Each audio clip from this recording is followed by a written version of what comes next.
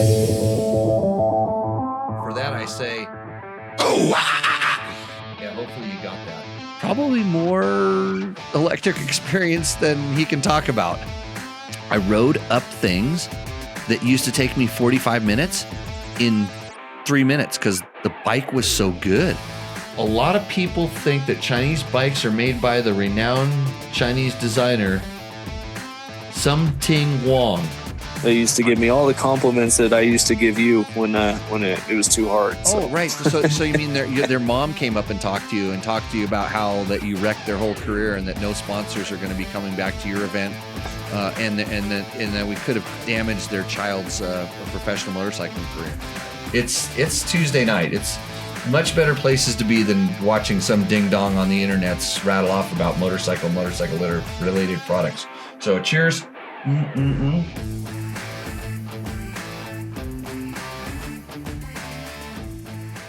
And I'm pushing the buttons here all by myself. The show is going to be perfect.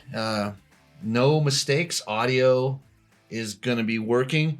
Somebody watched the intro and the note came up and it said, this is the best part of the show because I'm not on it. And we just got information that we are the absolute #1 rated show about motorcycles, talking about answering your questions, and all that. What I just said was a lie. So hopefully the sound's actually working. Hopefully this show is doing what it's supposed to do. And for that, I say, oh, yeah, hopefully you got that. Hopefully that actually came through on the feed. I don't know because we're pushing all the buttons. Got an awesome show, as always. Tech Talk Taco Tuesday, episode number 210. This is the show where we talk about motorcycle and motorcycle-related products. I am your host, Jimmy Lewis. The only reason that I'm here is because I can answer 9 out of 10 motorcycle and motorcycle product-related questions without referring to a reference manual. I give you good, solid, user-generated advice, kind of like most of the people on the YouTubes and the social media platforms. But luckily, this is my 2 hours where I'm doing my giving back. It's sort of a little bit like penance. You know, I've had such a good dirt bike riding life. I want to share this with everybody. So that's what we're going to do. I have some questions on the sheet. I'm going to go straight to the questions that are in the chats right at the top of the show, which is really good. Nice to see Asher Lito in the chat. He's one of our regulars out there. I believe I have a question from you that you commented on one of our shows. I will get to that a little bit later. But of course, this show would not be possible without the awesome help from a lot of our sponsors. Climb, who's back in next year. That is if we do this show again next year. I'll get to that later. Because like I've said many times, I'm not that famous. I don't have a nice rack, and we don't give away enough shit on this show to get it to where it needs to go. So we'll see how it goes. But yeah, Climb, Yamaha, of course, Yamaha motorcycles. Yamaha revs your heart, and you can see that on the screen when it flashes behind you. Makers of the awesome YZ and WR and FX line. And of course, my favorite adventure bike, the Tenere. Been doing some Tenere shock testing, which has been fun, but I wish I could go ride more as opposed to go testing. We have help from Scott Sports, DDC. Of course, Taco Moto. They bring you the Roost or Endo segment, which is everybody's favorite part of the show, and that's probably why we don't do it anymore, because why would I just pander to my audience? I'm sorry.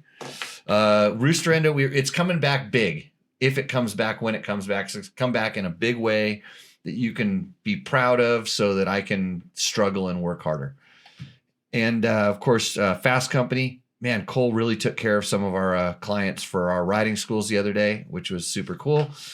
Fasst Company flex handlebars. If you don't have them on your motorcycle or mountain bike, you are missing out, and you don't know why. And then when you get them, you will know why, and then you'll thank me later.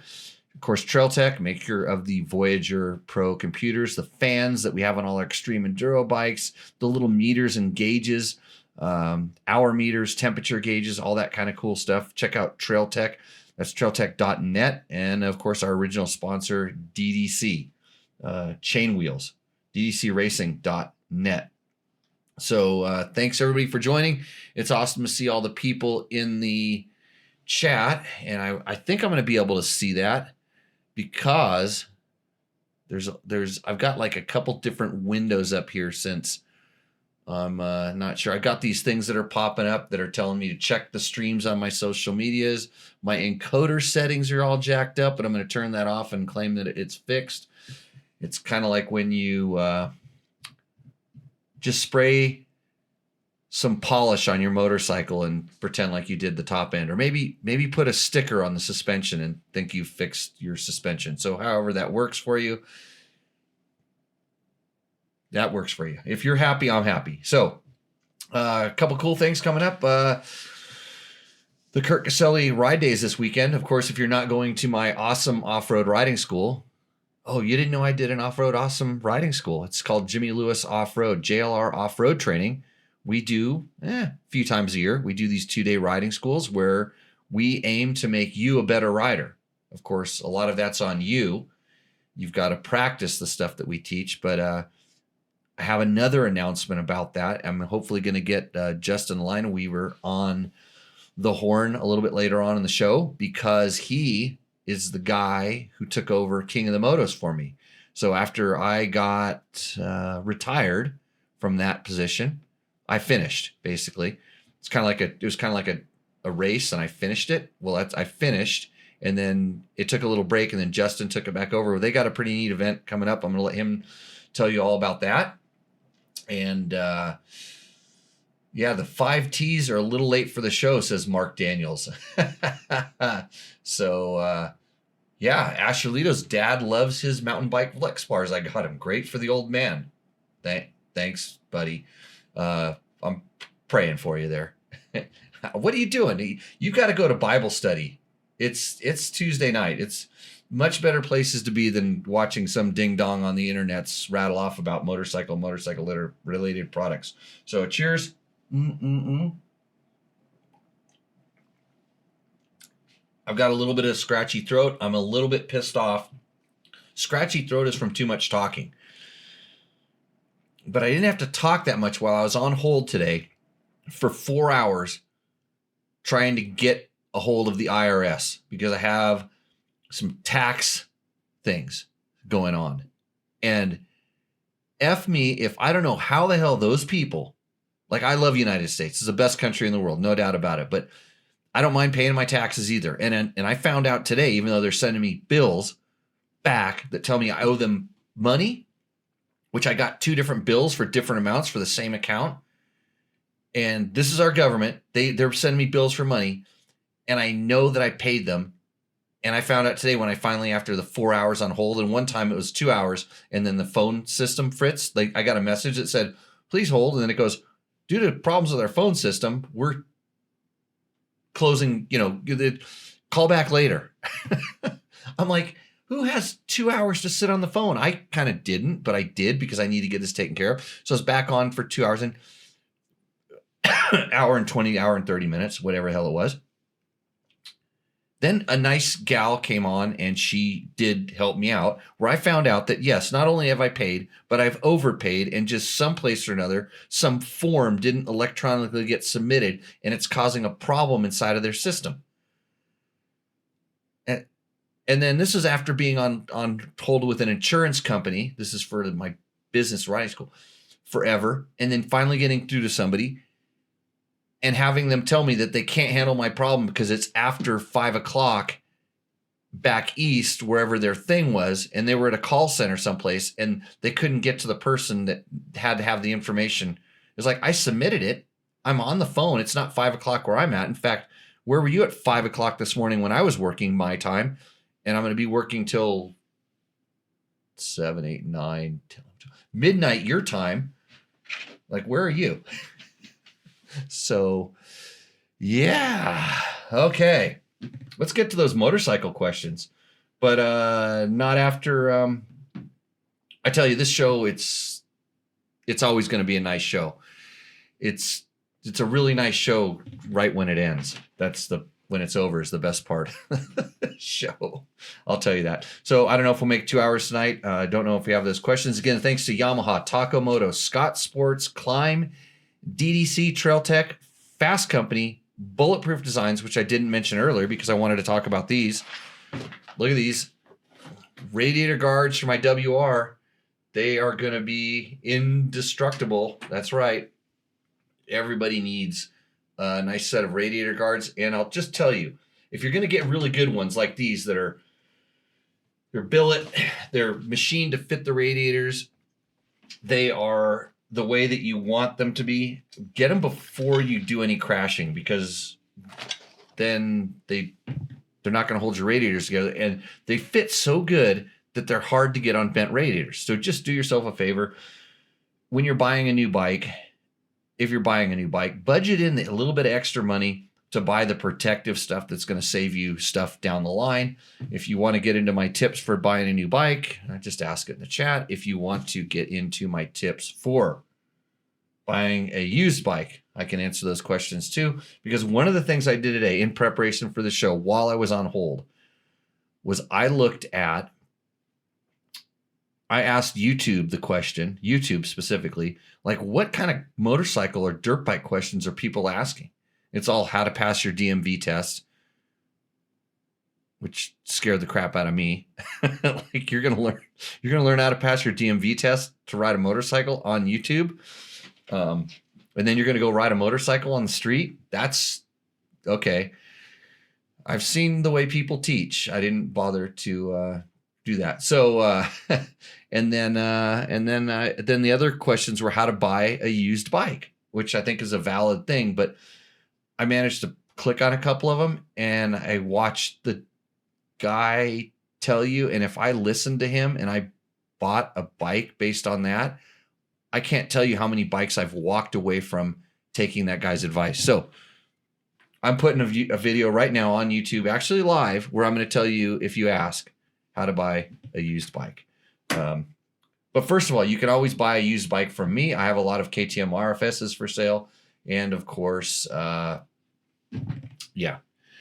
can start there. No Husabergs for sale. Although here's a picture of, I don't like to talk about myself all that much, even though that's all I have to do on the show. There's a picture of me riding a Husaberg. That's got to be a 92 or 93 Husaberg. That's when the cylinders actually came off the motors, I think. Or maybe that's when the cases were all part of the motors. It looks like the old plastic, but pretty cool. So we can do story hour. We can do all different kinds of things. But some of the other stuff that's in the news, Kurt Caselli Ride Day, that's December 2nd at the Fox Raceway, Paula Raceway. They are doing some fundraiser stuff. One of the really cool fun things they do out there is you can sign up to join a team. They may all be sold out by now, but you can sign up to kind of join a team and do a team race with some pro riders, which is really cool. There's actually a free learn how to ride school out there. So it's free if you enter the event for kids and anybody that doesn't ride. So if you're in this industry or you are someone that wants somebody that that doesn't know how to ride, this would be a great place to take them. If you're in the Southern California area, or you can travel there, that'd be a really cool thing to do. Because I'll tell you from experience, because I do this all the time, you don't want to teach somebody that does not know how to ride motorcycles. In the chat right now, tell Justin to import Taddy on the Stark for King of the Motos.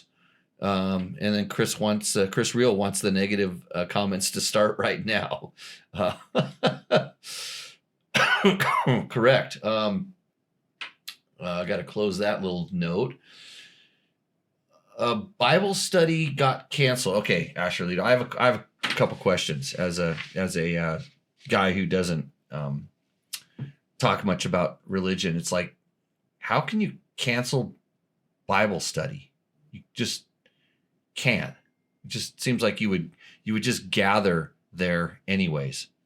So Where did I get this shirt? Dave, yeah, this is a gift from Ricky Braybeck, actually. He dropped this off. And then Utah Desert Racer, who hates Trevor, says, "Yo, Jimmy, don't know what you want me to do with that comment." So, and the IRS hired 10,000 people to do what? Well, the girl that I talked to was super informative, helped me as much as she could. Unlike the first actual person I talked to, I pushed buttons and it said, okay, you got to wait 17 minutes or 24 minutes. And I got there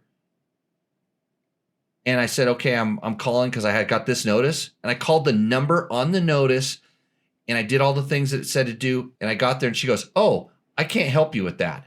I have to forward you over to somebody else." I'm like, "Well, how long do I wait for that?" She goes, "I have no idea." And then forwarded me off. So, and then it was 52 minutes, something like that. Bullshit. Yeah, anyways. Good. Anyways.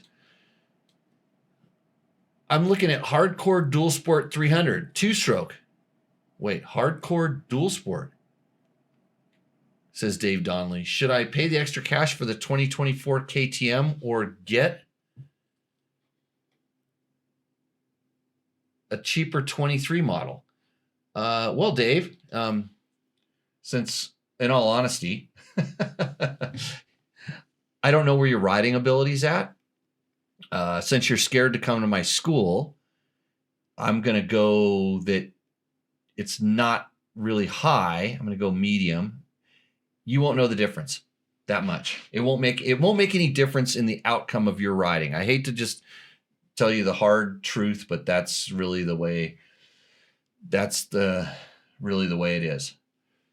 Not enough people can make it to Bible study, so no Bible study. I should start doing that with this show. How do you get people to not show up? Because that might make it easier to not do this show, I think. Utah Desert Racer said he owed the IRS for a while, and it sucks. This is what we found out today. I don't owe them money. I actually have a surplus of money with them, but they're sending me bills because they don't know what to attach that money to because, I don't know, my accountant retired and things got messed up for a year or two. It's regular people problems, I guess. Yep. Yeah, the government's going to get their money. They already got their money. They just don't know what to do with it. And they keep trying to get more from me is the amazing thing. So, yeah, there's where we're at on that particular thing. And Road Racer 3RC says something, but we're going. I got to figure out how I can scroll that thing up. I know that Dave is from the Valley of the Dirt People. That's why I'm giving him a little crap. You can't post messages to some chat. Kyle McCoy wants to know, have I ridden the Stark yet? Or have your opinion on it? I don't have an opinion on it because I've not ridden it. So any updates on the Tenere 700 build? I'm interested to know how the big blocks are holding up. Well, if you watched the last vlog I did, I'm pretty sure I showed you what they look like after 1,200 miles. So, yeah, that's where that is. They're holding up great. I've been running those things on all different kinds of bikes, so not too much of an issue. And I'm gonna have to keep looking off to the side here because I have to look at the chat over there. I can't see it back up on the big screen you said. Speaking of Tech Talk Taco Tuesday, here's the Tech Talk Taco Tuesday shirt that you can't have because I haven't made the form for it. And that was a mic drop right there. Yeah, I want to get them out before Christmas. So that means I need to do this like tomorrow. And luckily, yeah, I might actually have time to that. Cool stuff going on. We're still testing our WR450 and our WR250 Yamahas. We're working on better mapping. I'm actually still trying to get an exhaust for the WR, but playing around with that. Playing with the counter shocks. I gave one to Trevor to see what he thinks. And then a lot of the Scott pads. I think I talked about it like last week on the show. I'm pretty sure they're going to be selling those things here real soon. So some really good, they have some good technical materials inside of some good fitting pads, and I'm going on the durability on them. And I got to ride KTM 200s this weekend because why wouldn't you? So, okay, getting into the questions. Hi, Jimmy. I'm 6'2" and 230 pounds, beginner-ish rider on a KTM 890 Adventure R that has a rackless pack loaded for off-road camping with 80% off-road in western deserts. I will never go 2-up, but all my extra chunk and gear puts me about 300, 325s on the bike. I know you talk about how important setting sag is on bikes. How about on big bikes? And thoughts on how do I tell if I need heavier springs while I'm riding? Okay. So when you talk about so for me, an adventure bike, and I know this specifically right now because I've been doing it with the Tenere. I've been testing some shocks for TourTech. And so I have the stock shock. I have a version 1 of a shock, and then I have a version 2 of a shock. They're two different kind of price point shocks. They're from two different companies, but accomplishing the same. They're just drop-in, bolt-on shocks for the Tenere. And right away, because of my weight, which is 200 pounds without gear, and it kind of depends on the suspension guy, whether you tell him without gear or with gear. But anyways, I usually tell him without gear because I think everybody just kind of adds the 15 pounds of gear you put on when you go riding. And then a lot of people cut it short. But anyways, so I think the Tenere is designed for like a 180 pound rider. And I would guess that the KTM is also as well. So you starting at 230 pounds and at 6.2, you're a little bit, you're kind of at that zone where you're probably going to need to use springs. But the adventure bikes are sort of designed to carry a little bit of gear, maybe a second person. So a lot of times you can spring preload it up. And on adventure bikes specifically, most of the time in the past, I had to run the spring preload maxed out. And what that did was it brought it up to a ride height where the spring wasn't topped out. Like there was still some free sag without me on the bike, but it just brought it up. And on the adventure bikes, I don't go and start measuring the sag. I do it all by feel, like how is the bike handling? How is the weight on the front wheel and everything? But at 230, and especially when you're tall, because you become more of a pendulum, you're probably going to have to go up on a rear spring, if not 1 spring rate, maybe 2. And then if you go 2, then I say you need to go up on the fork as well. All kind of part of just my very generalized talking to everybody, give you an answer scenario. So that being said, setting the sag is, and it's easy to do because they have adjustable spring preload, is, set it based on how it feels. If the bike feels like it's low in the rear, it's choppering, and don't go with bottoming out, because once that spring starts moving, sure, having a little bit longer stroke can help the bottoming, but I've seen people that just are bottoming all the time and they just crank the spring preload all the way and they think that's going to fix it. And at that point, it's like damping. It's like, at that point, there's something, it's the damping forces that are causing a little bit more of a problem. So at 6'2", you're same thing. You're just tall enough to where you're like a pendulum. You can move forward and back on the bike and really affect the suspension. And yeah, so springs kind of do that. And then if you start adding the extra stuff, this is where having the right spring and then being able to easily adjust the spring preload make a huge difference. So in my Tenere, when I have essentially what I'll call my 40 pounds of stuff in my bags on it, it significantly drops the rear end back down. But now I have a spring on it to where when I'm unloaded, it's unscrewed, and I just go in there and I turn the spring preload thing, and I don't know how far. I just kind of and I kind of know how many times to turn it, and it goes up. And the reason I don't know is because I've been using these 2 different shocks, and I've been going luggage on, luggage off to see what changes. And it's funny because on one shock, I don't change the clickers. On the other shock, I want to change the clickers. So I do spring preload and some clicker settings. So just that's the thing. And he has a bonus question. He says, this is Robert, I believe. Richard, listening to episode 206 and Cush Drive. If you were camping off a 500 with a Recluse in Baja, would you make sure you had one with the potential longer slab sections? He's talking about the Cush Drive. With a Recluse. So the Recluse doesn't make any difference. It's the clutch there. I don't think that Recluse engineers any more like complete total grip into the clutch than stock. I don't know this for a fact, but so the clutch has a certain amount of slip in it, and then they also have dampers inside of the clutch basket as well. A Cush Drive is, and you think about it, your tire's made of rubber. Okay. So there's enough damping in the tire and the Cush Drive and the clutch, the clutch dampers, in other words, to take the shock out of that. But what happens is if your clutch is pretty damn locked up and you got a heavy load on it, the tire to transmission, through the chain, that's where they're trying to throw that extra bit of damping in. Do you need it? No. I've run thousands and thousands and thousands and thousands more miles on everything from Hondas to KTMs to whatever without a Cush Drive. And I have a couple Cush Drive hubs.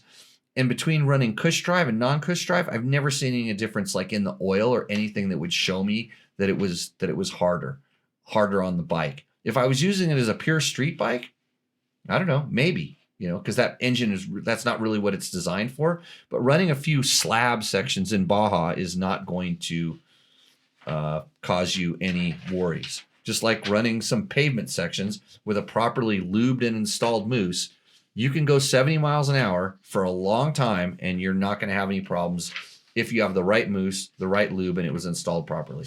So you just you heard it from me. And properly installed and is the thing there. So, okay, I'm going to go back to the chat here because we've got to take these things. There's places where Dean, and I don't want to say his last name because he's outing himself, they don't pay taxes. Huh. Like I said, I don't mind paying my taxes. I don't like being overtaxed. I try not to pay too much, but obviously I did pay too much.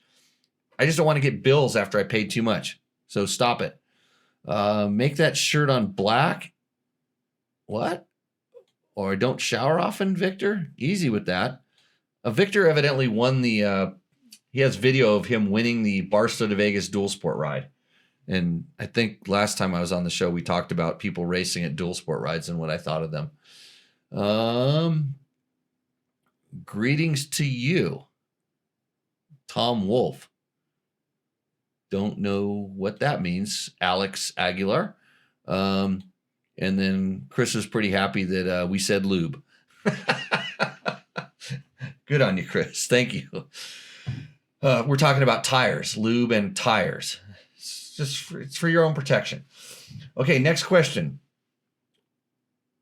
And this is Asher, believe it or not. I don't think I answered. Good thing Bible study got canceled. Thank the Lord. But Asher says, I'm flying home for Thanksgiving, and there's a District 38 race happening in the Superstition Mountains. I have decided to enter the race on my dad's mostly stock DRZ 400S. That's the street bike, by the way.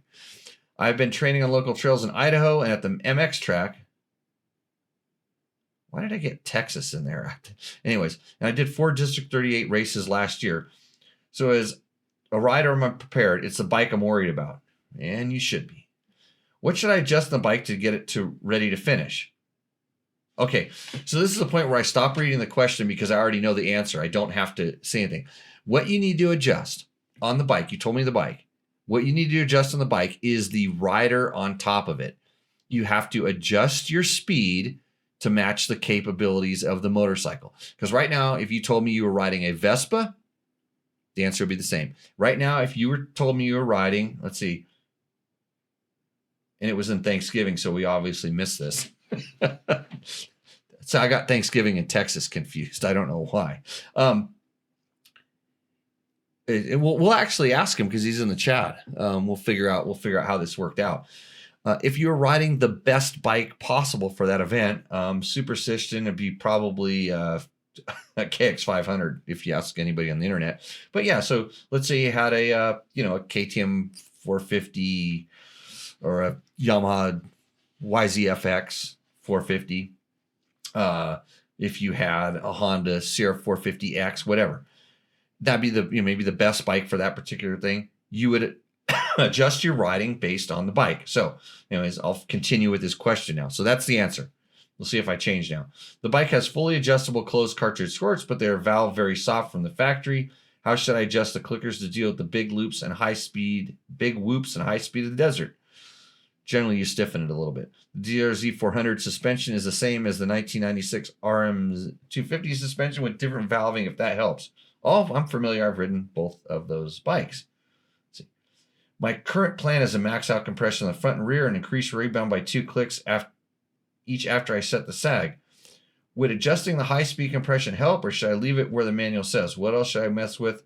I'm 180 pounds, fully loaded. Asher.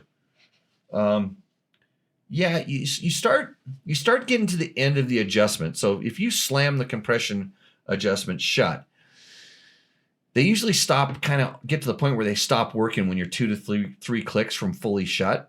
And they don't really fully shut. That's just the end of the travel of the needle that's closing off or closing down the orifice. Sometimes they completely shut, and all it's doing is it's just allowing less blow by, and it only usually works at lower speeds. Then it kind of goes into the mid-speed valving and other stuff.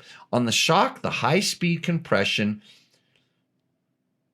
can literally lock up a shock, to an extent when you hit something hard, and you don't want that to happen. And especially when you've already kind of forced more fluid through the high-speed valving by closing off the low speed, you don't necessarily want to start closing down the high speed as well. Maybe you did this. Maybe it worked out. I don't know where the end limits of that particular bike are, but high-speed compression, think about it as ride height in motion. With the more high-speed compression, the higher the rear of the bike tends to ride. This is just the way it is. It does. You can't feel it on damping, but you feel it more as active ride height control is what I like to call it. So hopefully that answered your question, and you're one step closer to not having your question answered in timely fashion. So you probably did what you did, and hopefully it was successful. How did that race go? That's what we want to know. Answer that in the chat.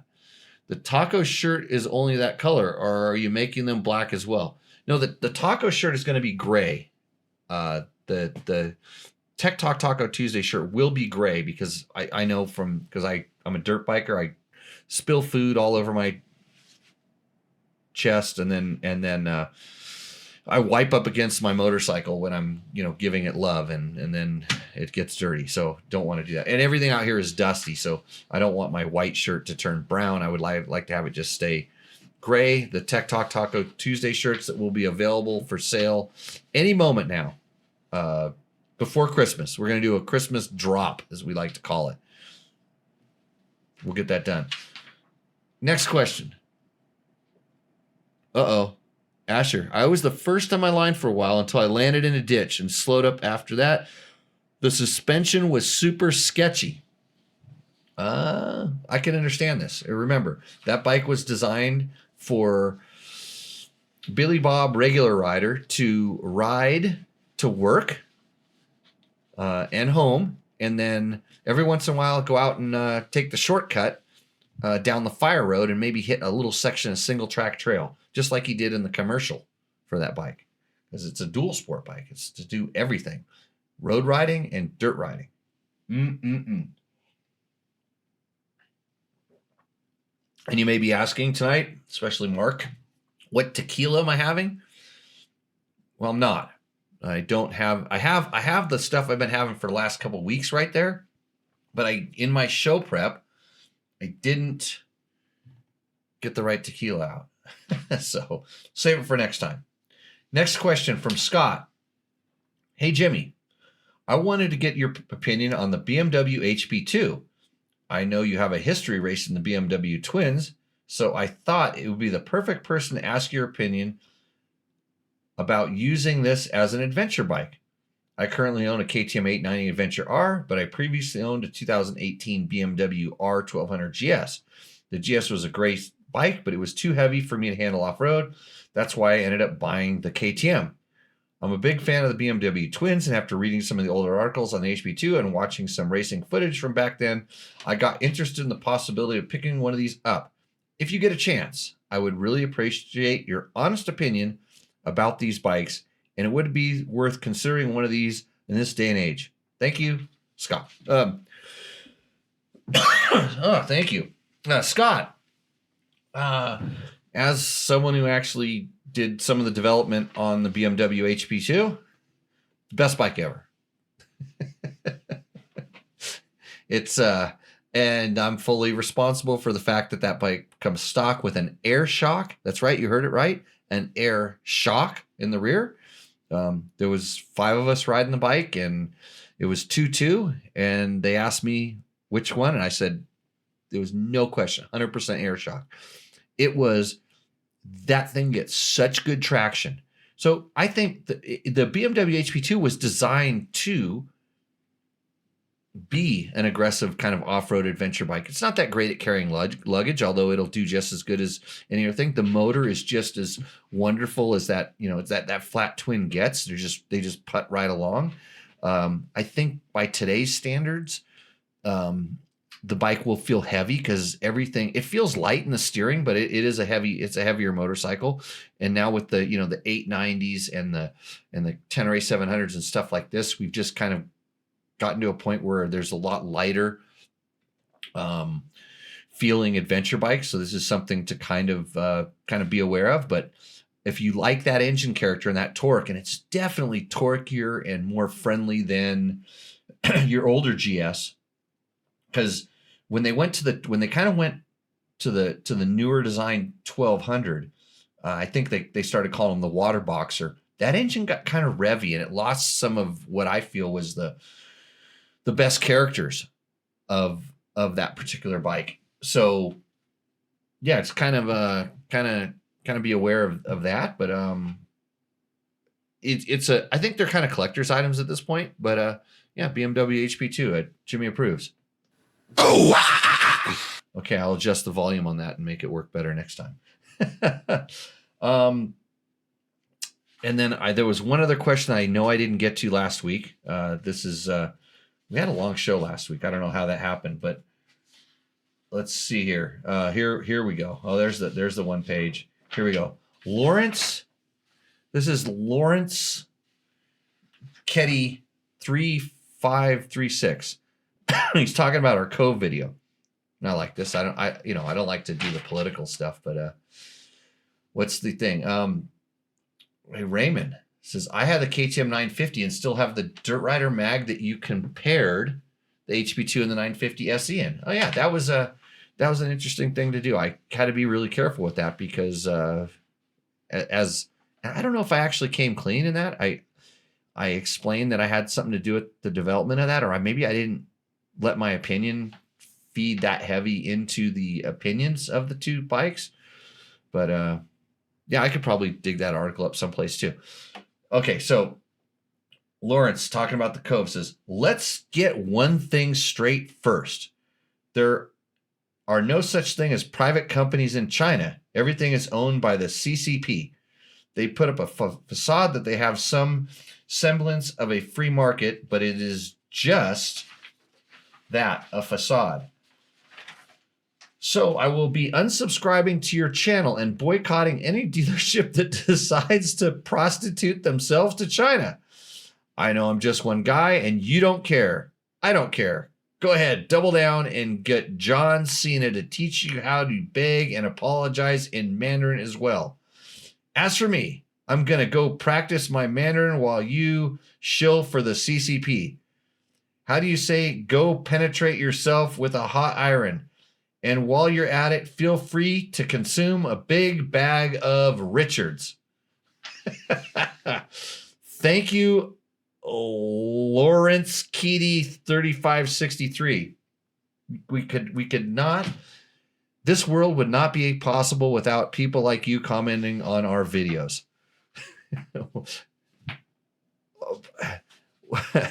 I would like to. I mean, I know there's got to be people that are out there doing this. Like, I would like to see someone who is living a what do we call it? Like a non-international life in the dirt bike circle. Like, you're just so pro-American. You're driving the Chevy or the Dodge. Oh, wait, those are assembled in Mexico. Actually, we should probably just assimilate Mexico and Canada, I think. I mean, they kind of already, yeah. Anyways, don't want to get into that. If somebody types build the wall in the chat, then we're just going for it. But David Potts says, not true on China. There are many private companies that are foreign owned, USA, Taiwan, Russia, etc. The countries are foreign owned, right? Hey, but if you're riding dirt bikes, your parts are coming from all over the place. And yeah, I get it. You may not like that country. You can try not to support them in certain things, but if that country is building something that you like right now, say, I don't like any Chinese, Japanese stuff. Well, good. Take your ignition in your car, was carburetor, your ignition and your fuel injection off of your motorcycle and try to replace it with something from someplace else. And the problem is, oh yeah, I'm going to go over to Italy and get a ignition, and I'm going to put some other kind of throttle body on there and all this other stuff. And like, well, where's that circuit board come from? Where is the, look into where the actual parts that are assembled, wherever they're assembled, even by the American company, look where that stuff comes from. And that's just the nature of way it is. So good on you. I mean, you just got to be a little more open about certain things. And yeah, I mean, I don't like politics. The Honda Odyssey, what? The Honda Odyssey is the most American-made car. I thought he was talking about the Honda Odyssey, the precursor to current day UTVs. Is when I read Honda Odyssey, because I haven't seen that name for a long time. Hey, if you are wondering how to make your vision way better, Scott Goggles, my friend. I'm telling you right now that these are my go-to goggles. Scott been making goggles since forever, by the way. This is a special edition 6 days goggle, and if you saw the 6 days, the guys that were hauling ass and seeing everything were probably wearing Scott goggles. They used to make a goggle called the Dust Goggle, and it was one we actually got for Dakar, where they actually used thicker foam, and they have some of the things. If you go to their website and check out all the different offerings they have in goggles with the different lenses, the different foams, the different fits, and different price points, as a matter of fact. But talking about a company that's really been good with the goggles, Scott Goggles, check them out. I do all the time. It's kind of, we're getting into it's funny because in the summer I'm big on the amplified lens, and now I've noticed I've switched over back to the light transitioning lens because it gets dark and light so early and late, and then now we have clouds coming in and not full sun and different stuff. And if you want to have the best vision, get a light sensitive lens and in your Scott goggles, and you'll be in really good shape. Victor says the Chinese massage parlors are great though. Of course they are. That's because you're paying somebody here. Do they send all their money back across the border, Victor? How does that work with the Chinese? Do they put it in little boats and float it across? I'm not sure. All these comments are being sent from devices were built where? Thank you. Without China, you could not have Tech Talk Taco Tuesday, brought to you by Jimmy, who's pissed off at the IRS because they can't figure out how to get a phone system running. Actually, the whole phone system's probably built in China too, come to think of it. And without China, I couldn't pay my taxes. Oh, we're going down a rabbit hole now, boys. Kites. They use kites. Okay. Victor says, do you think Yamaha Europe will bring the Fanuc 300 to America? Seems to be a very advanced dirt bike. So, Victor, if you watched our last episode where I did I pointed the hard questions at Mike Ulrich, who's basically their media guy, and he knows more than he lets on to, I'm pretty sure. No, I don't think we're going to see any Fanucs over here. We never have. We had trials bikes a long time ago, but I think those are super gray market imported. And yeah, so who knows how those things will work out. I'm going to get to the questions we received on a lot of our stuff last time, but not without the help of Bulletproof Designs. It's bringing you the the radiator guard that I wish this was on my WR right now. Just doing my sponsor good today. I'm going to put the radiator guard right here on the chair, right in front of the Tech Talk Taco Tuesday shirt that you can't get. Oh yeah, also brought to you by my riding school. We have openings this weekend if you want to become a better rider. On Monday, you will know how little you know about what you thought was the right way to ride. Your head will literally be exploding. We have a class on Monday, and I'm going to give Justin a call like right after the ad break, which is coming up pretty darn quick. So I'm going to text him in a mere moment or two, and get to the questions. So TWD Stroke says the technical difficulties are part of the charm, and what he is talking about is this show, because it's hard to get this show off the ground, but I think I did it with no technical difficulties, even though that computer over there was doing some hiccups. Thank you. We're working on this. And if you're listening to this like in the podcast format and you want to ask a question, it's real easy. Just find one of the videos on the Facebooks or the YouTubes and make a comment. Melissa Ward 2720 says, it might just be me, but I've never been riding a dirt bike and thought, what this could use is traction control. I believe that was on our KX450 video. And I'm right there with you, Melissa Ward. But I watch a lot of people ride, and they can use traction control. They really, really can, because they're just not sensitive enough to feel it, and they're usually causing themselves problems because of it. I would like to see more people that we train at some of our schools have the ability to have traction control on their dirt bikes. Not so much on the adventure bikes, because generally by the time that they get to the place where the problem's going to happen, all the traction and the control in the world isn't going to work. They've already lost their balance. So traction was gone a long time ago. But I would like to see it on some of the dirt bikes, the lighter dirt bikes, where maybe actually cutting the spinning, and the spinning kind of getting inconsistent traction, knocking them in and out of balance might help fix that. It would be interesting. So a lot of people think that Chinese bikes are made by the renowned Chinese designer Something Wong.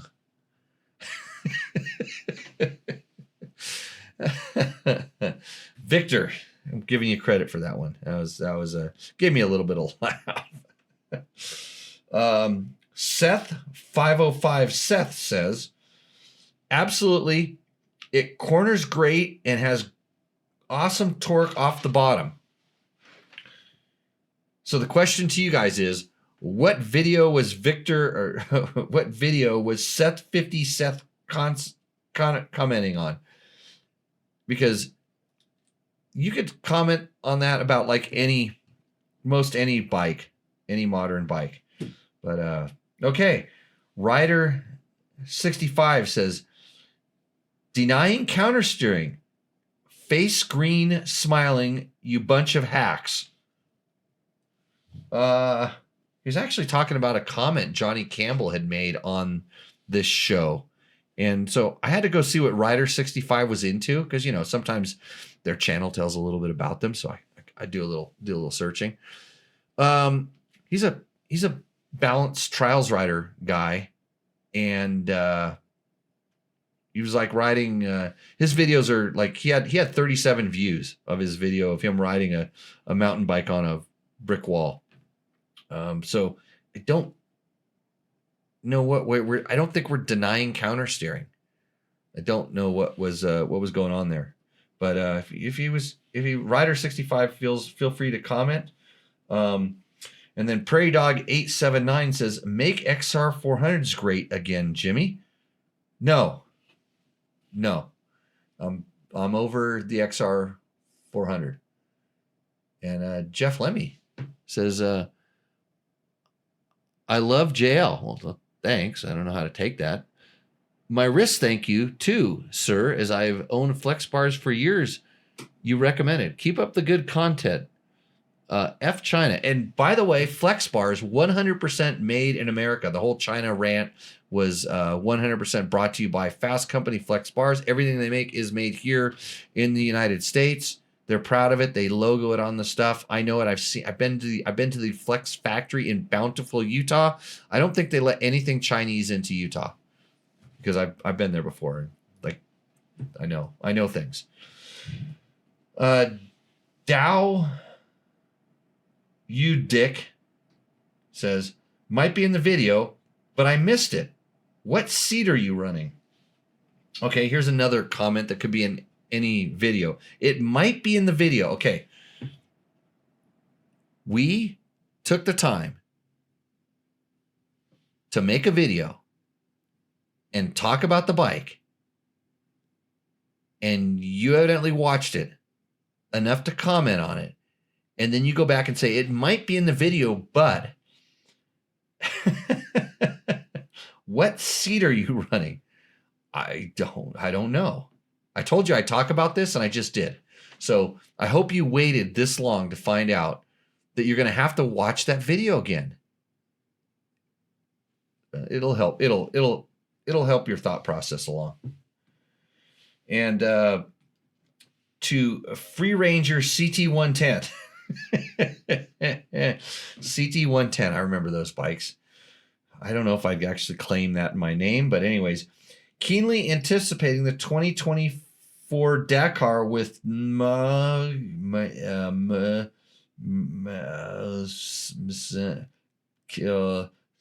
guy signed up to ride the Cove.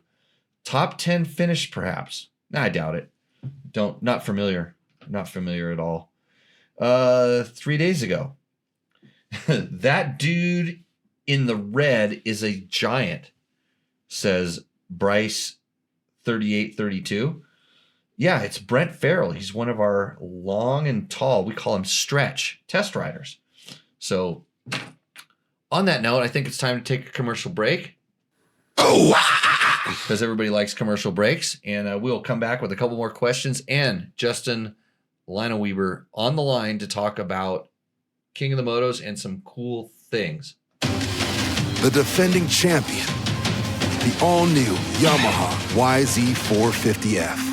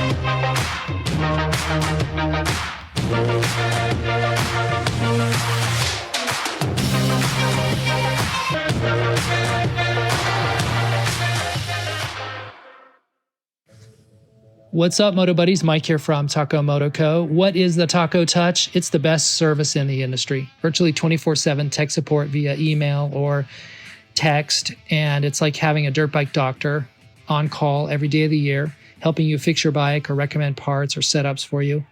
If you've ever received an order from us, you know that the Taco Touch extends to our fulfillment, and our orders come with the coolest stickers that you've ever had, buying parts from anybody before, and a handful of root beer barrel candies. All of our Taco Moto Co branded components come with a no questions asked lifetime warranty And we'll even extend out the warranty of other manufacturers, OEM, and aftermarket parts where we can, sometimes for life. We test and tune endlessly and exhaustively and obsessively. We're trying to destroy everything that we can before you get your hands on it to look for weaknesses and to improve it, or to make recommendations to the manufacturer. And if it's something that doesn't meet grade, then we don't offer it on the store. Everything that we carry is something that we have personally used, tested, and ridden, and raced, and knows meets the high taco touch demanding standard. Go out and get some adventure.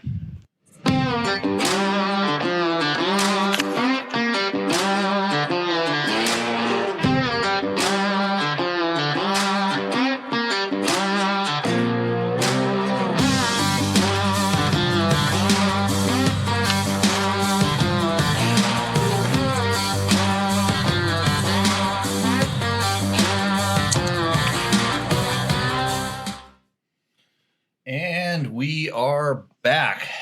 Tech Talk Taco Tuesday, show number 210. On the phone with me now is Justin Linewieber. Welcome to the show, Justin.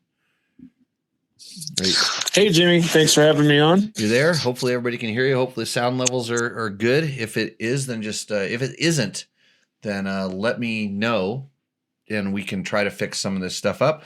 But Justin, first of all, thanks for keeping the King of the Motos alive, because that was when that was the race that I wanted to race. I mean, I built the race I wanted to race because I loved extreme enduro. I liked having something with navigation-ish challenges. The stage was set. It's Burning Man for a gearhead that's out there. It's really cool, and I kind of got done with it. And then a few years later, and Justin had helped me a few times. Actually, you raced the very first one, correct? I raced the second one. The very first one was invite only, and I just went out and watched and knew I had to come back and race after that. Oh, had we seen a kid riding around a KX500 that said he wanted to do it, we would have signed you up. you know this, yeah? Because you did it on a KX500 the first year, correct? Yep, I did. I made it about 11 miles and couldn't kickstart it anymore. So yeah, you would have been instantly qualified in my book. But anyway, so you definitely rode it a few times. Then started helping me out. I know you were injured for a few of the years, and then came out and started when I was going around poking around trying to find better and better, or by most people's standards, worse and worse trails. You'd help me, and then somehow you connected with Dave to bring the race back. Yeah, definitely. If you hear Dave's side of the story, I just kept poking him and prodding him and begging to bring it back. And we're excited to build on the platform that you started, and it's just been great. We're on my year 4 now, and we've got our own weekends that is going to build up our rider count and spectators, and the course is difficult. It's just going to be a lot of fun this year. Yeah, I was really worried last year when I heard it was kind of like the opening event, like beforehand. And I mean, I was worried because like what made that thing was having the kind of prepackaged spectators that are there already. And I'd been out there when they're setting up Hammertown, and you know, it's kind of a ghost town until the first car race in reality. There's just really just the teams. But then now it's grown so much. Like the week before, people are out there kind of lobbying for parking spaces and trying to get in there. And I mean, we always knew that everybody loved watching the motorcycles. And now there's a lot of people that come early to see the dirt bikes. Yeah, it's kind of incorporated into, you know, bringing out your trailer the weekend early and being able to go through the gate when it's not slammed ready for a car race. So the lines are a little bit shorter. And then plus you get to see, you know, the best guys in the world riding some really extreme stuff and putting on a show. And you know, sitting in Hammertown, we still have the Jumbotron up so we can watch all the racing there or go out to the spectator areas. So and then this it's, thing, it's definitely growing. It's pretty cool. And that was something that I didn't realize how much was available was that just the media team and the media presence that he has out there, all the different, back then it wasn't live cameras, but man, did they put cameras out on the course and you really got to see. I mean, this is before like now when everybody had a phone in their pocket, they could transmit live, or these guys were out there shooting really good quality footage, slow, high speed cameras and, putting, back then, like I said, GoPros were sort of new-ish, good ones, putting cameras in all the right locations to catch the action. And then they would come back and, I mean, literally we're done with the race and they've got a bangers clip of just all the action, because they really shot the start and spent some time editing the start, and they made that race look so cool. And I think that's really what helped it. And now they're broadcasting it live with drones flying around, getting you places you would never be able to see. They've got camera locations with not satellite, but microwave links, and the scope that the King of the Hammers goes to broadcast that is amazing. And the riders get really, really good coverage. Yeah, we've gotten really good feedback from the riders. Typical hard enduro is, like my dad used to say, it's not much fun to go watch because you watch them leave the start and then you wait for an hour or so and maybe catch them one spot. But now, the Hammer crew has really upped the level of exposure for these guys to, their family gets to watch them a lot more. And, the top guys are pretty much covered by drones and helicopters and camera guys that you wonder how they got there, and they get dropped out of a helicopter. It's unreal. or they hike a long ways. I know these guys. I get to work with them on different times, and they're some of the best filmers in the world, and they don't like it easy. They like their job to be difficult. Yeah, exactly. But anyways, something cool you got coming up here. You have a kind of a pre King of the Motos event to get people tuned up. Yeah, so we were sitting around a couple weeks ago, and King of the Hammers actually has like a rookie program where they bring out their new drivers and kind of go over the what's what to racing King of the Hammers. And I said, why don't we do this for the bikes, but not only the rookies, because it's not often it'll be your very first race to come race King of the Motos. Well, it does happen. Yeah. But we threw a weekend together, December 16th and 17th, and we're going to be doing classes on GPSs and kind of bike setup and a little bit of body preparation and for some people, some mental preparation. And then I'm talking to you, and now we've got you coming out to help with the GPS classes and teach guys your magic on reading a GPS, and then we're going to have you out that's not magic. That's science. Actually, it's not science. It's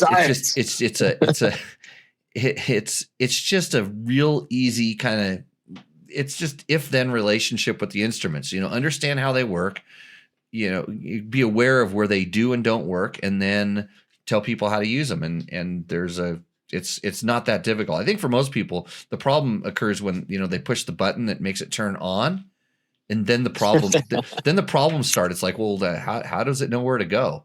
It's like, oh, you have to load a track into it. Oh, okay. Well, then what do I do?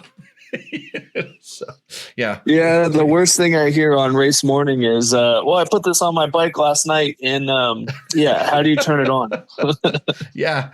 So we're going to get rid of that, hopefully. I'm going to go depend on this thing for the next 6 hours to tell me where to go.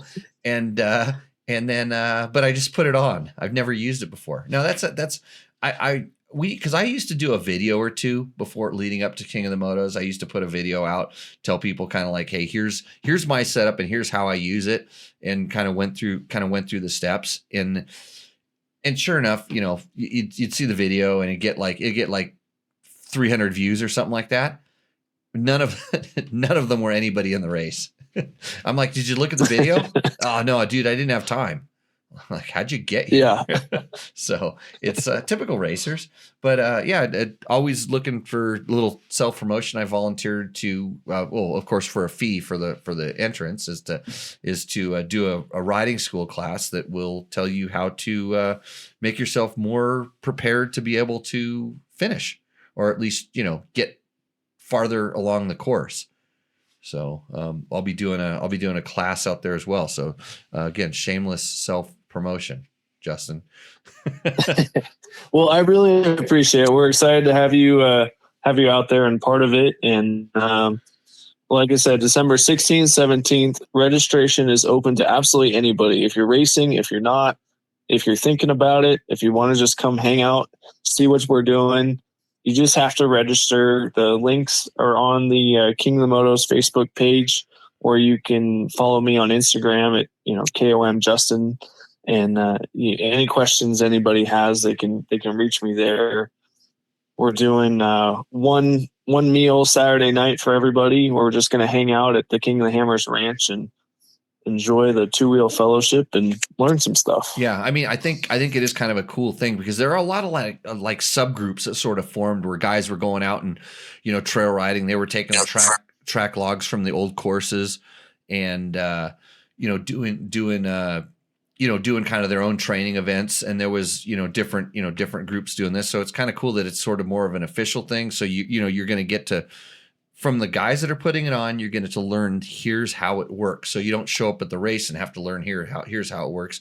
You're going to show up at the race and hopefully mostly be ready to go. Yeah, and we'll go out Saturday and Sunday and do some riding in the hammers, and it'll kind of guide guys on what to train on and where to train. And then, with your class being in there, we can definitely learn some new skills. And I'm probably going to be leading a ride during the same time as your class. So otherwise I'd be sitting there taking it and learning how to get up, sledgehammer just a little bit faster. I don't know about faster. I'll tell you how to get up there with using less energy and being more confident on, whether or not you're going to make it. I've ridden every mile of the, of all the courses that I put on, and I rode most of the miles of the courses you put on.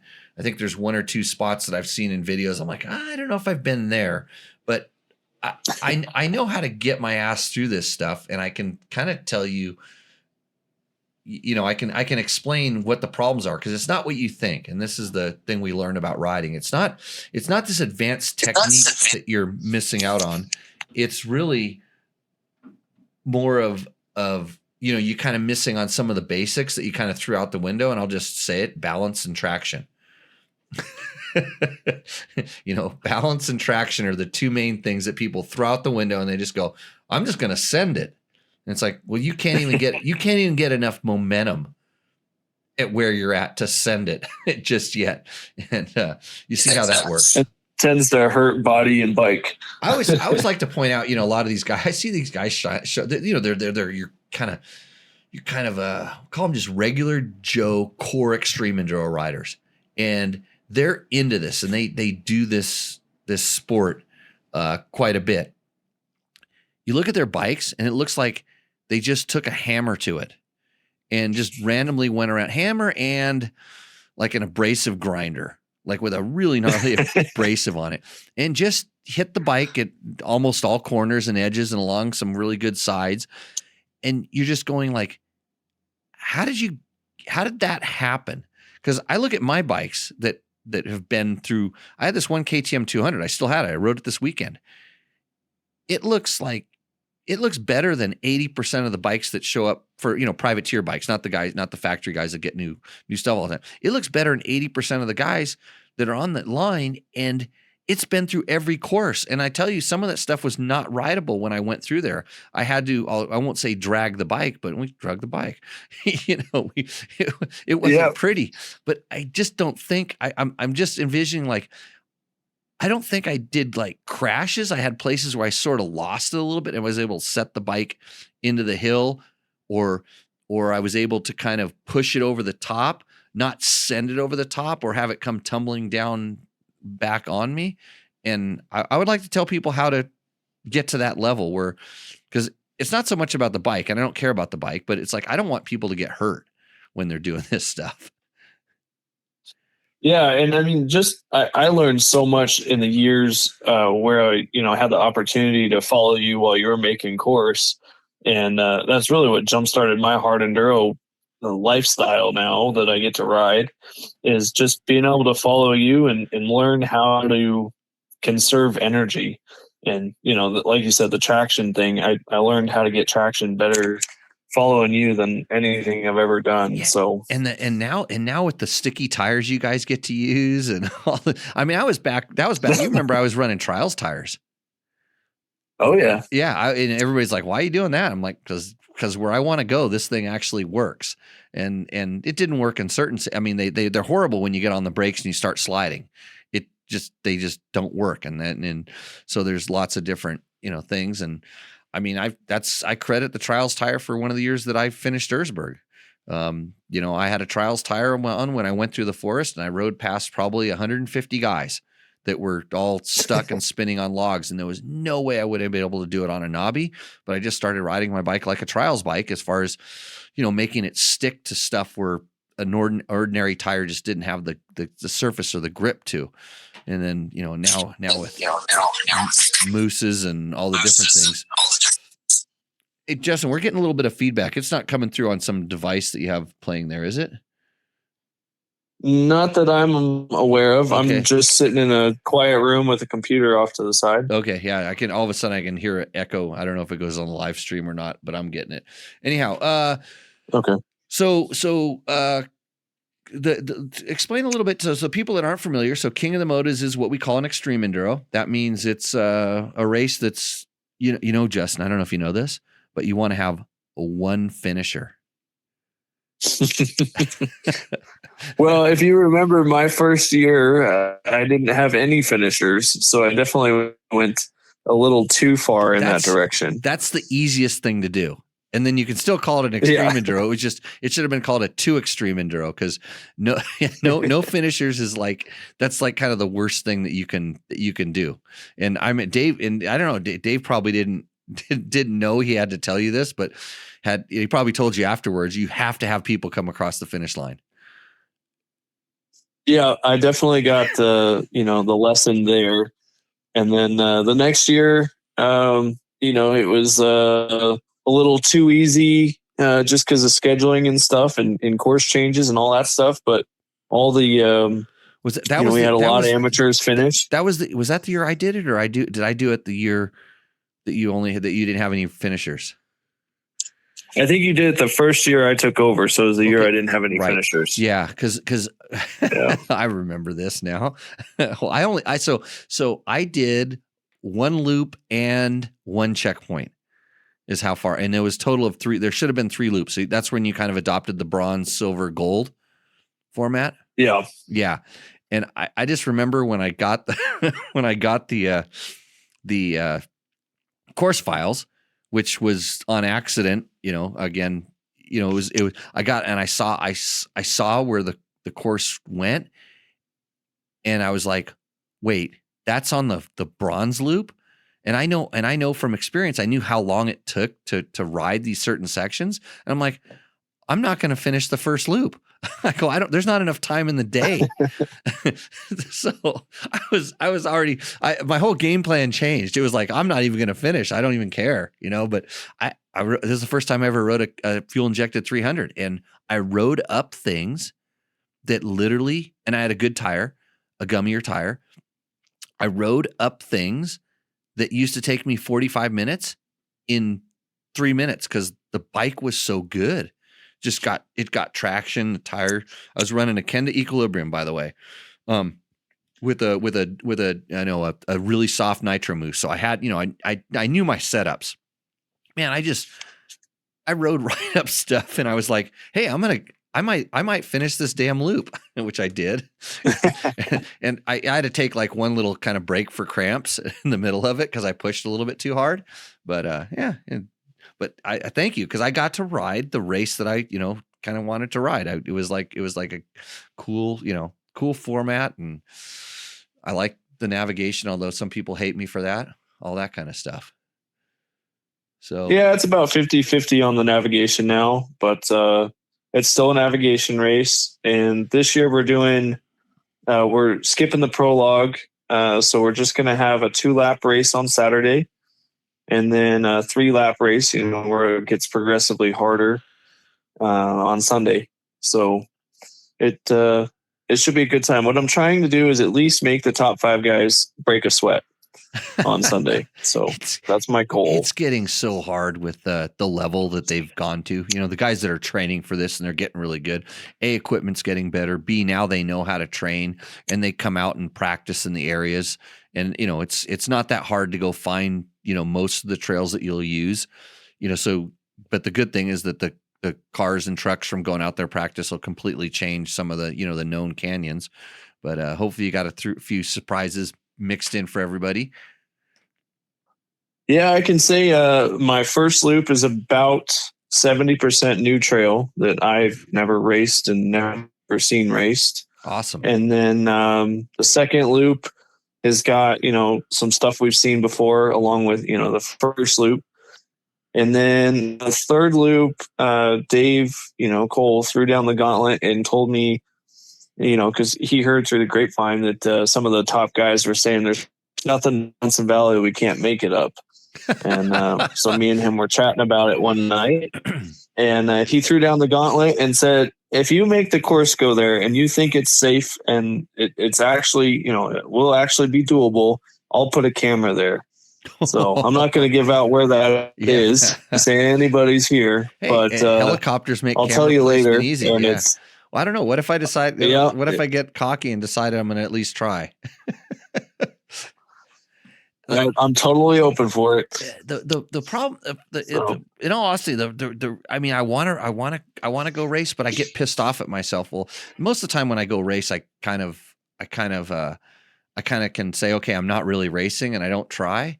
But then I forget that, and then I start doing what I shouldn't, and then after, then I run out of energy. Then I start making mistakes, and then I'm pissed off at my performance, and I'm no longer. I went out there to have a good time and be happy, and then I can look back and laugh at it, but I'm not a very happy person at the end of the day. Right. It's a rough go. But anyways, hey, if you want to learn a little bit about extreme enduro, Justin's King of the Motos event out at Johnson Valley on December 16th, 17th, 15th, 16th. 16th, 17th. 16th, 17th. It's yep, on Saturday and Sunday. Yeah, so if you want to go, it's free for anybody. So you can come and see maybe some of the good top riders are coming out. Do you know? I haven't looked at the registration list yet, and I know the guys are flying back and forth, racing the super enduros, and right. And the World Hard Enduro Series is starting up, and so I'm not sure with being the weekend before Christmas and everything where everybody's schedule is going to be, but I know that we're going to be there and we're going to have a good time. And come out, teach some guys about learn how they use the GPS. So, you can come to my class and learn how to ride, or at least I'll give you stuff to practice.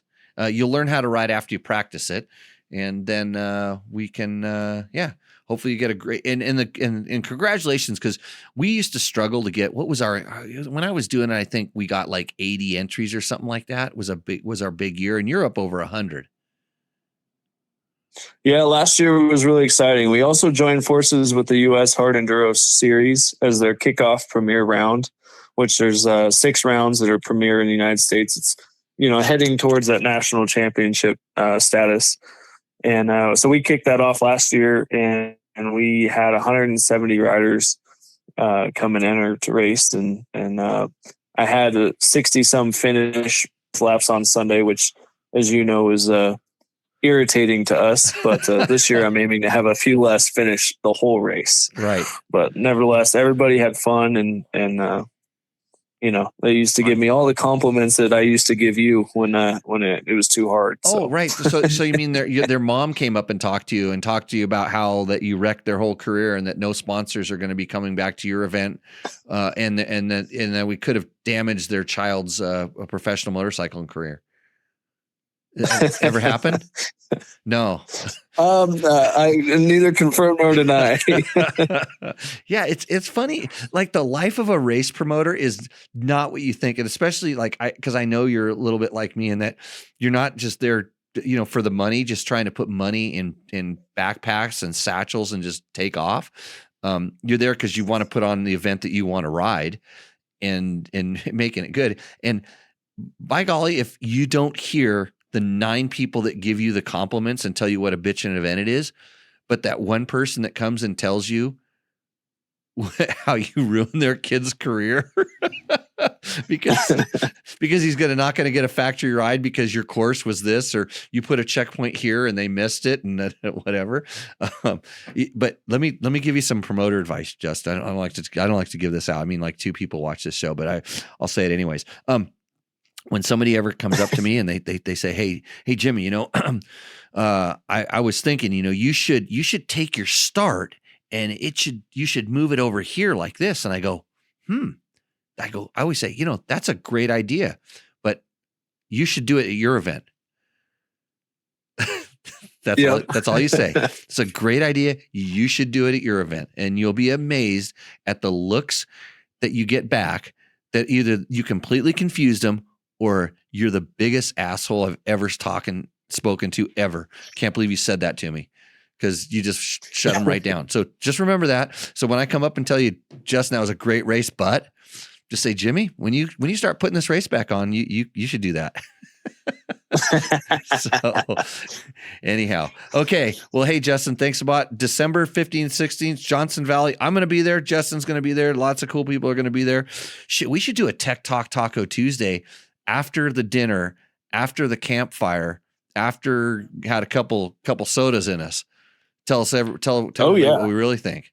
Yeah, maybe we'll record a live one out there. Yeah, Saturday night. I think we can make that happen Saturday night. That sounds like a blast. Yeah, well, shit, Dave has enough. There's enough bandwidths out there to do this kind of thing. That'll just encourage me to get my mobile setup up and running. But yeah, we can do that, and then people can come and join the show live. So yeah, that'd be a lot of fun. Cool. We can tell stories about race promoter life. So it depends on how many sodas. We may not want to tell all those stories. Right. Okay. Everybody, thank you, Justin. We will we'll see you out in the trail. All right. Awesome. Thank you. See you soon. Right. Bye. Bye. That was Justin Linewieber, everybody. And if you don't know, if you need cams for your Harley flathead, check out Linewieber for those as well. His dad was legendary, especially with the guys that are, trying to set land speed records on those old Harleys and making them run and stuff. What a cool guy. Got a couple things. Gronk says Kenda Equilibrium, very underrated in the tire. Yeah, I know this. I still run them. I actually run them a lot of times when I go down to Baja and I'm going to do a peninsula run.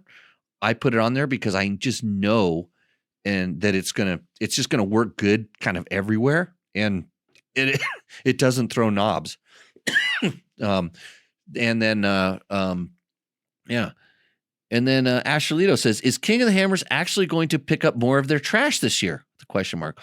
Volunteer group shouldn't be cleaning up after an event of that size. Well, the funny thing is I know a little bit about this, having worked on the event, is They actually, the volunteer groups go out there, but Dave donates substantial sums of money to them for their efforts to do that. Because trust me, you need a lot of people to pick up a lot of trash from a lot of the ding dongs that go out there. And it's not King of the Hammer staff or what we'll call core off-roaders. These are just the ding dongs that go out there, and these are the same people that would dump trash anywhere. It's just like people saying, look at the shooting areas. Look at how crappy that area is. Those aren't the core shooters. Those are the ding-dongs that go out. Those ding-dongs, they shoot guns. They ride dirt bikes. Well, usually ATVs and UTVs too. I like to call them retard chariots sometimes. But yeah, people dump trash, and Dave does the best he can. He uses the volunteer groups and he donates to them. I know this. So they're doing it. And believe it or not, some of these people, just like you like riding your dirt bike, they like picking up trash. It makes them feel good about what they do. So I know this because I've been out there when they're doing it. Yeah. And it is. Yeah. So Justin commented, he says, thanks for having me on the show. Dave leaves it cleaner than he finds it. And by Dave, he means the King of the Hammers group and the stuff. And most of the people I know that are core off-roaders, when they're up at Chocolate Thunder, they're at Backdoor and everybody's drinking beer and throwing cans on the ground. These guys are picking up 10 extra cans than they brought in with them. And I know because I'm that guy. I do that as well. I pick up trash out here in the dry lake bed. After every 4th of July, after every New Year's, I come back with more than 2 or 3 full truckloads of fireworks crap. These aren't off-roaders that are doing it. They're probably not even fireworks enthusiasts. They're just the ding-dongs that like to throw trash on the ground. Maybe they're Chinese. No, I shouldn't have said that, Victor. Anyways, yeah, and Justin lives across the street from that place. That's his playground. That's our playground. We don't like this. So Dave does what he can. I mean, he provides a lot of entertainment, and a lot of ding-dongs come out for the entertainment, and that's what you get. If you start bringing a lot of people in there, you're going to get the bad apples. I'll fight with them. I'll fight with you all the time on that one. Because I've seen it in so many different groups. I'm part of a lot of different communities. And even out here and where I live out here in Pahrump, Valley of the Dirt People, we have a cleanup Pahrump group. And I've gone out and worked with them. And these people are actually passionate about picking up trash. It's like their hobby. they like doing it. And it's cool. I don't think we need people to support their bad habit by throwing trash or driving something out in the desert to dump it. But it's good that we have people like this out there doing this kind of stuff. Okay, so back to the questions. I should have had Justin hang on for questions. He's a really good mechanic as well. But JDM 1200 says, Happy Thanksgiving. Okay, a couple days late, but that's good. I wish I could have said that and then read the answer to Ashley's question. So, but I couldn't help Ashley. He seemed like he managed himself. And then Hopeless Droid, who, by the way, is a gamer who has videos of himself playing games on the thing, says, always get the R or the RX. He posted that on a video of us testing the Honda 450 CR450X. And I don't know. Okay, thank you. I always wonder, because I wonder if I would actually make that comment. Who knows? Okay, what's going on with my stream settings? The things aren't popping into the chat. Not really sure why, but we'll see how this works. Ollie Christopher 467 says, I'm 5'9" with a 30-inch inseam. I would never consider lowering a bike. Okay, 5'9", 30-inch inseam, so that's really close to me. Oh, here we go. Your class really taught me the importance of slow speed balance and stopping to regroup when needed. Hell, I even watched you stop and regroup on that rock hop at the end of the class. So obviously, when he means like stop and regroup, it's like I was getting ready to do something and it wasn't right. So I stopped. I didn't go. I didn't send it. And so at that point, before it gets too bad, you have the opportunity. Your bike's going to tell you which side you're out of balance. You can put that foot down, and at 5'9", you can easily do it. And so I think he's responding to one of the videos where we had somebody that was that size also saying, how can you talk about that's like seat heights are too high, blah, blah, blah. Right.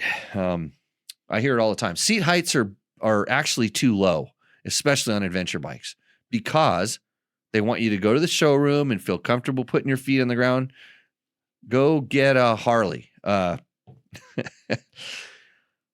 can't believe I missed the stream.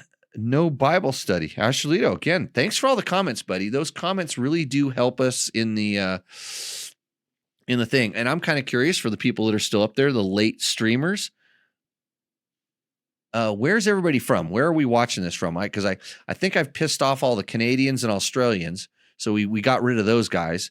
So you can get into the conversation. I'm pretty sure now we've done the Chinese. And Victor, give me a few minutes. I'll get to you Mexicans. Victor, everybody. I helped him not go to jail this weekend because he called me up for some counseling or texted me up for some counseling before he was going to go take care of it. We'll call it Mexican style. He found a bike that was stolen from him not too long ago. He found this bike that was his.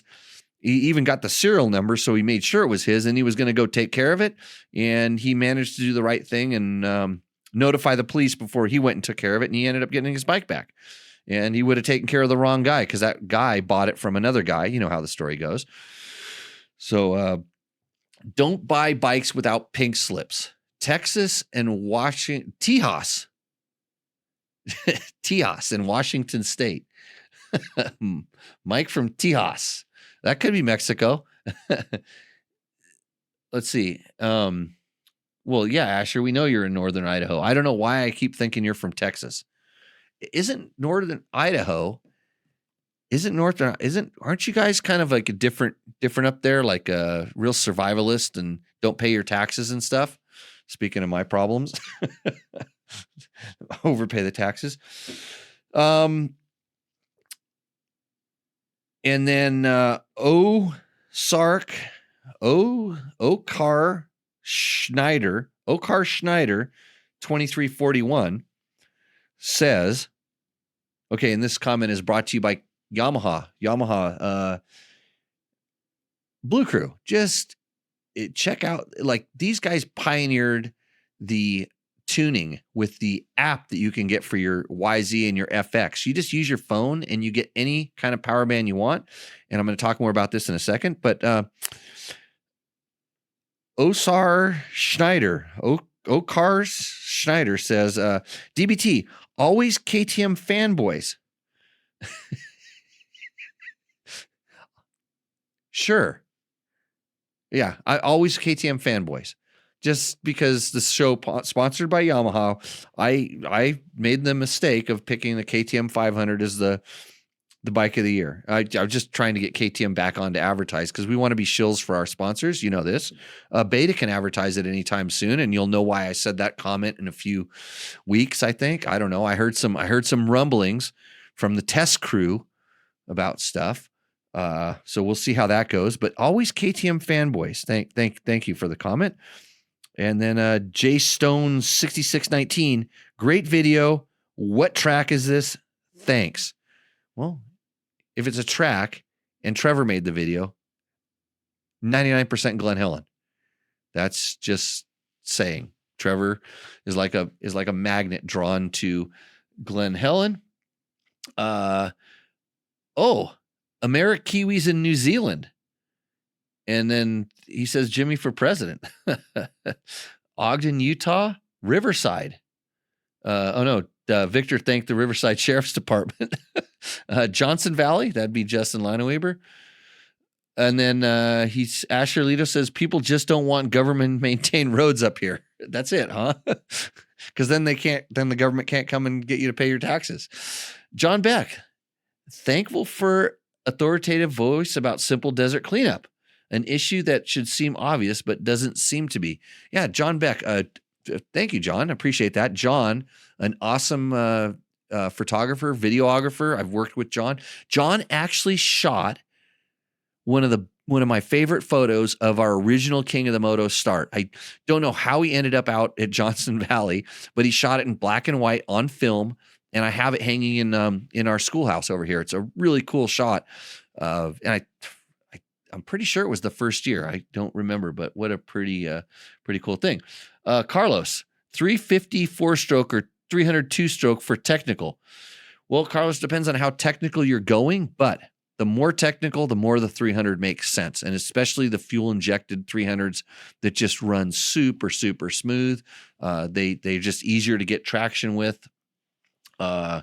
Although Gronk says 250 4-stroke is what he's saying, but he should be saying Husaberg, bro. I thought we were buddies on that, Gronk. I can't remember what his original question was that got him into the stream, but yeah, diverse audience out there. It's good to see everybody listening in. I know what I was going to talk about. So Triumph today released a lot more information on their 250 motocross bike.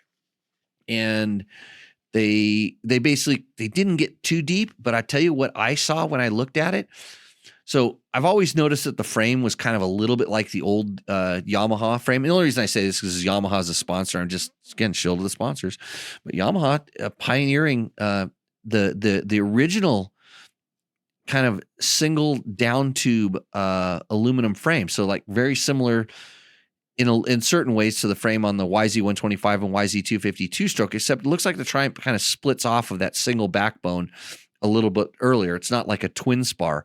And I really do think that there's something to that. And when you combine that with Dave Arnold working on the chassis development, Dave Arnold is from back in the Honda HRC days and has worked for a lot of the different manufacturers and one of the sharpest guys in the business. And when I hear people talk about them getting the right people into the development of that, Dave is key to that, because I think what his specialty was be able to listen to riders that could feel stuff.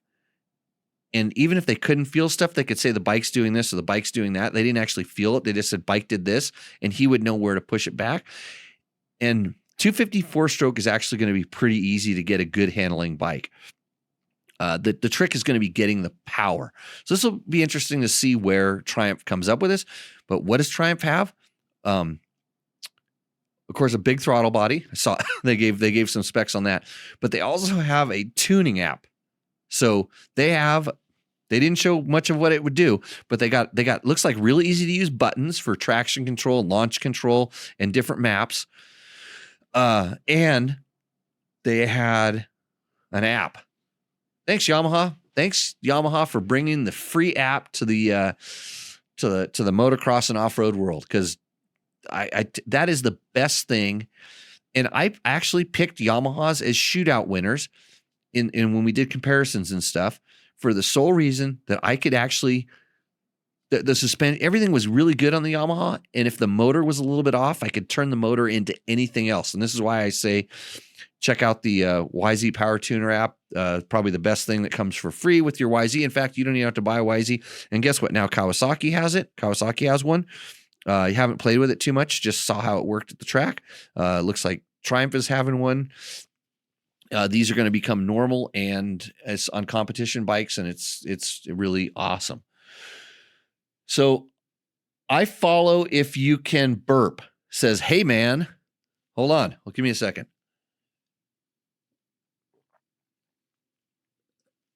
I can cough. I don't think you're going to get a burp out of me. That's gross. Ashley, YZ125s are cheaper used in my area than the YZ125X. I plan on doing mostly 75-25 single track MX. Can I get by on a YZ125, or is a YZ125X that much better off-road? So the answer is yes, you can get by on a YZ125. The thing about the X, and I know on the 250 it's really, really noticeable. But the way that the power valve ramp inside of the way that the power valve ramps up is different on the X versus the normal YZ250. I don't know if that's the same on the YZ125. I think there's a longer muffler and some other stuff, but I think the YZ125, you're still going to be running it pretty hard and wide open. I do remember I liked it, and I had no problem riding the YZ125X around the motocross track. But it sort of gets into this thing where I think the suspension may actually be the biggest difference between those two bikes on the 125. And I was kind of on a smoother, jumpy track, and I thought it was going to be a lot worse, but it really wasn't that bad, where a lot of times the X models on jumpy tracks tend to use too much of the stroke, but Yamaha's got good suspension. So that's good. Power valve ramp is slower on the YZ125, and that's a really easy thing to change if you decide that, hey, I want that type of power character. You could just buy that part and put it in there. Oh yeah, Gronk is the KTM RFS lover. Hear me out. 525 motor and a Core 450 rally chassis. Am I right? No, you need to have a Husaberg motor in that chassis. And then the good thing about if you did that, if you had a really older Husaberg motor, has a lot of power, it'd probably blow up, and then you could just hang out and tell everybody how bitching you were. You wouldn't even have to ride anymore. Kind of like what I've been doing lately. So, okay. Well, hey, everybody. I think it's been a successful show. I'd like to pat myself on the back, but my shoulders have kind of been going out a little bit. I need to ride more to get the stretching in. I was going to start doing yoga. I thought that would be good for me, but I realized that I actually, because yoga is your own thing, I actually realized that when I'm on my bike, I'm doing yoga. It calms my mind and makes things better. Hey, I also had a note about, like, I heard, and I kind of started seeing the conspiracy theories. So one of the things that hit the news was Taddy Blazusiak, who KTM Extreme Enduro rider back in the day, famously came on. He showed up on a junky gas. Oh, that sounds familiar. At Erzberg, and was beating everybody, and basically got a KTM factory ride in a day. Came over to here, started killing it in the Extreme Enduro, or not the Extreme Enduro, the Enduro Cross series.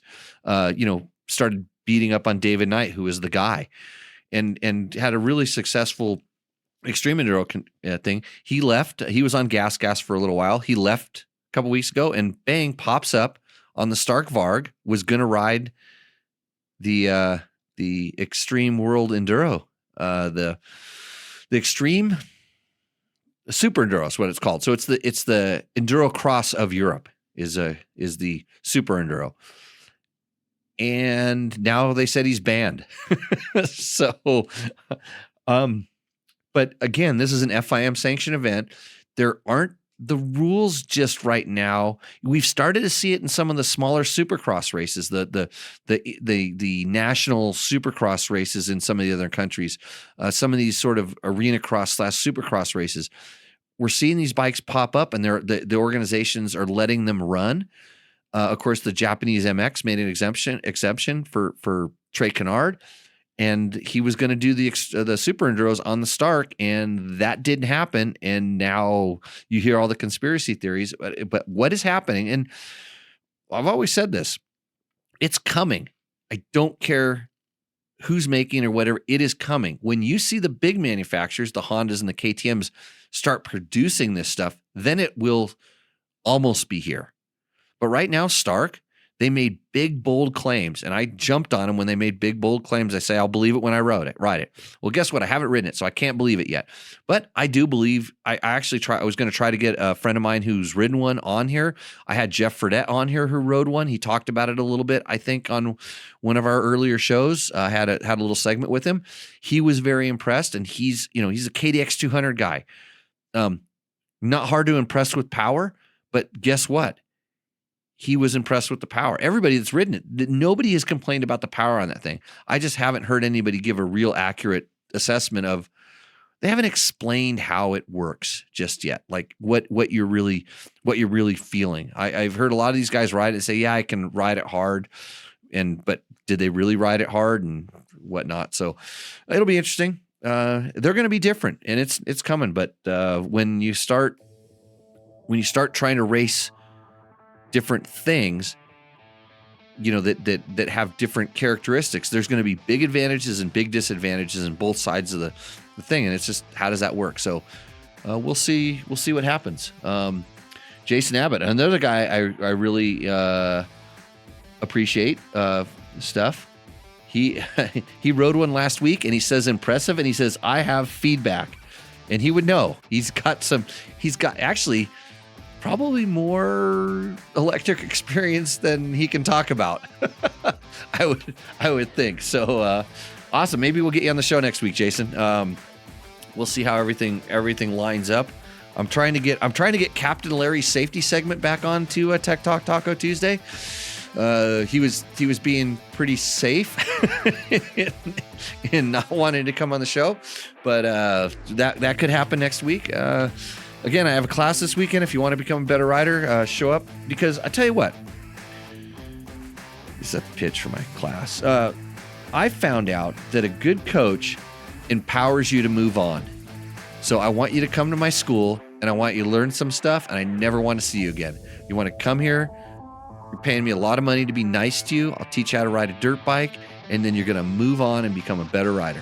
So with that, everybody, I will say I'd love to see you on next week's show. Comment, subscribe, like, get ready for the t-shirt order forms to go up on Dirt Bike Tests, some sort of social media page or something. I don't even know. And have a happy Thanksgiving last week. I hope you did. Cheers. We'll see you out on the trail. Now I got to find the thing that makes this show go away. How about that? That didn't work. How about that? Cheers.